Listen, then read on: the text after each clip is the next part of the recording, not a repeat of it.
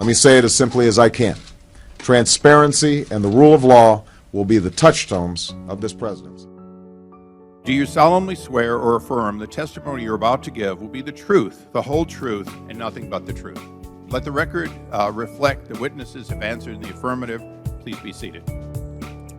I'd like to begin by apologizing sincerely for the offending comments that I've made. Let me be very clear. I do not think that the Affordable Care Act was passed in a non-transparent fashion. This bill was written in a tortured way to make sure CBO did not score the mandate as taxes. If CBO scored the mandate as taxes, the bill dies. Lack of transparency is a huge political advantage. Call it the stupidity of the American voter or whatever. I'm not an elected official. I'm actually one of those unelected bureaucrats you may have heard about. Nor am I a political advisor. I would just advise all of every press outlet here, go back and pull up every clip, every story, and I think it's fair to say that there was not a provision in the health care law that was not extensively debated. You can keep this promise. If you are happy, you like your doctor, you can keep your choice. Let me repeat this. Keep your choice of doctor. Period. If you look at the package that we've presented, and there's some stray cats and dogs that got in there that we were eliminating. We were in the process of eliminating. For example, we said from the start that it was going to be important for us to be consistent in saying to people, if you want to keep the health insurance you got, you can keep it. That you're not going to have anybody getting in between you and your doctor in your decision making. And I think that some of the provisions that got snuck in might have violated that pledge. And so we're in the process of scrubbing this and making sure that it's tight. But despite what some folks may say, we stuck to the promise. If you like your health care plan, you could pretty much keep it. Your employer, it's estimated, would see premiums fall by as much as 3,000%, which means they could give you a raise. By the way, the health care bill is a jobs bill. It will create 4 million new jobs, several 100,000 immediately upon enactment. That bill was dead on several occasions. It was revived in my office. We did a lot of work. And was the bill perfect? Not even close. What does success look like? Well, I think success looks like at least 7 million people having signed up by the end of March 2014. More than 1 million people visited healthcare.gov before 7 in the morning. So far, the national website, healthcare.gov, has been visited nearly 20 million times.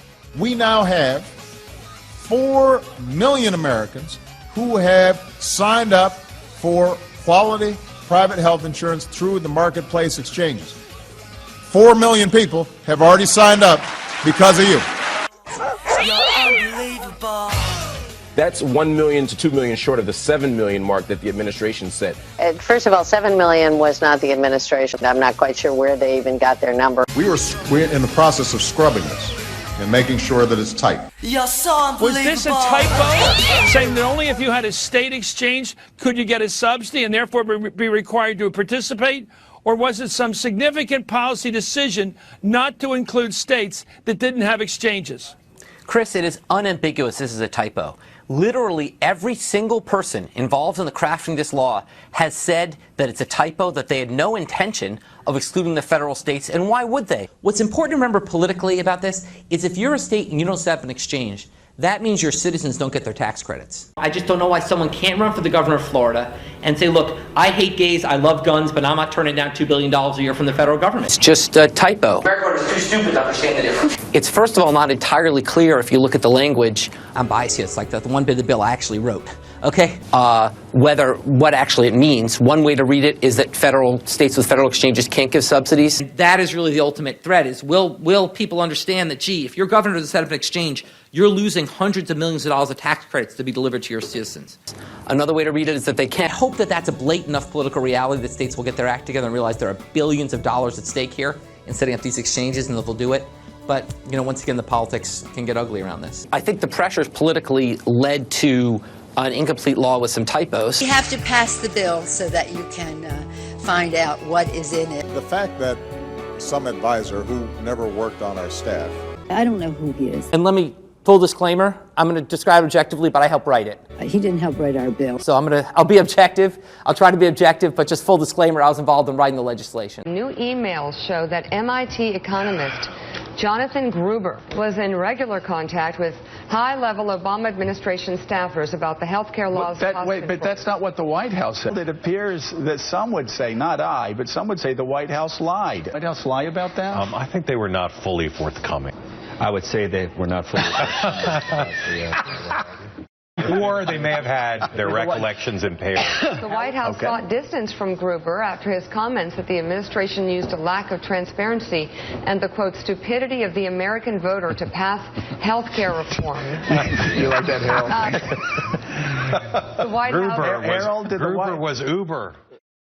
This is the most transparent administration in history. America is too stupid to understand that